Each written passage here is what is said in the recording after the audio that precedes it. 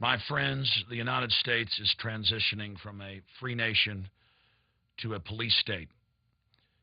The country as we know it is ceasing to exist on every front. Private central banks took over the United States in 1913.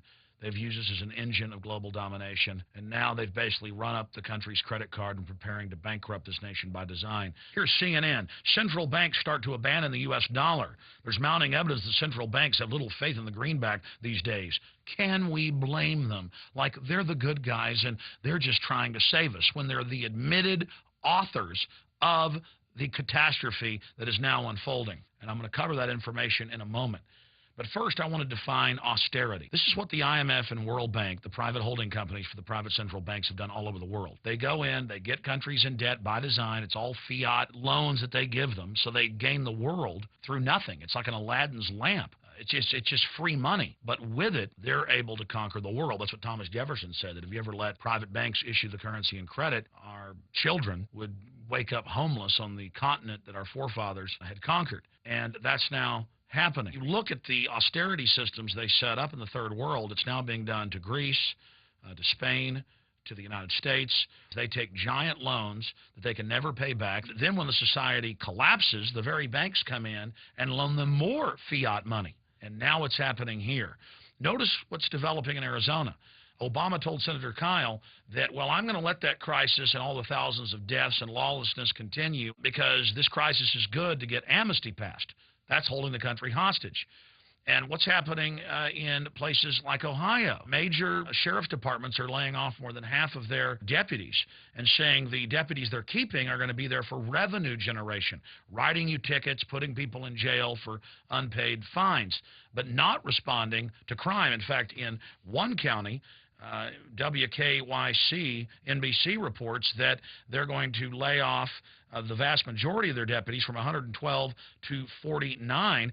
But the sheriff's being honest there. He's saying, go out and buy a gun. You've got to protect yourself. And now the police in Oakland, California are holding the population hostage, saying, look, if we don't raise taxes, if we don't get more funding, we're not going to be able to respond to serious crimes. The police are saying we're not going to respond to grand theft auto, to burglary, to muggings, to all of these serious things. And as the government grows, you don't get essential services like bridges and roads being fixed. Those are falling apart. You don't get police and fire. Los Angeles is announcing they're not going to fix the sidewalks now.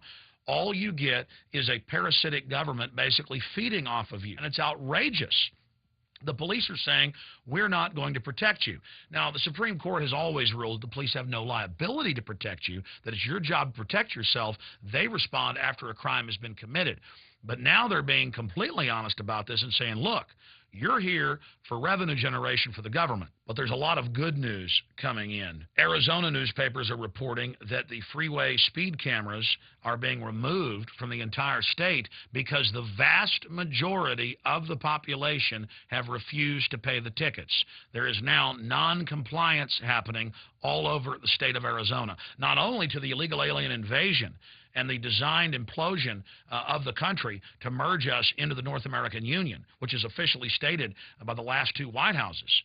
But now the public is wearing guns in the open. They're not paying speeding tickets. They're saying you're an illegitimate government and we're not going along with this, and the government is having to back off. Here's another example out of USA Today. There is a huge backlash against the naked body scanners. They admit they are recording your naked genitals. It is a biometric scan that's being stored. We've had airport employees get in fistfights when other employees make fun of the size of their sexual organs. And the airlines are getting upset because people aren't flying anymore. And the feds are starting to have to back off what they originally did. They were trying to break our will, to condition us, to make us submit. So the moral of the story is, when we say no, we can have an effect. And we've got to continue to say no, and say no in greater numbers, because the time is short. This orchestrated implosion of the world economy is a military form of financial terrorism. I told my listeners 11 years ago when they got rid of the Glass-Steagall Act that derivatives would be used to bankrupt our nation and every other wealthy nation, because I'd seen the very same private banks do this in the third world. And now here we are, 11 years later, it's happening. And whether it's the New York Times or CNBC, they are admitting that we are now in a depression. But even more importantly, the communist Chinese, who hold the majority of European and U.S. debt, have now downgraded the United States and Europe. They are turning us into actual debtor slaves. And suddenly the globalist think tanks are announcing China will be the future, and the base of the new one world government will be China. This is high treason by the leaders of our nation, who have always wanted to destroy this country and convert it to a collectivist system where they can manipulate and control every facet of our lives. The bad news is out there. We are going into a global depression. It has been engineered by design. But the good news is, worldwide, the population is waking up. And as Zbigniew Brzezinski said 2 months ago, that the elite are in trouble because for the first time in world history, the entire planet is awakening. Now is the most important time in modern history.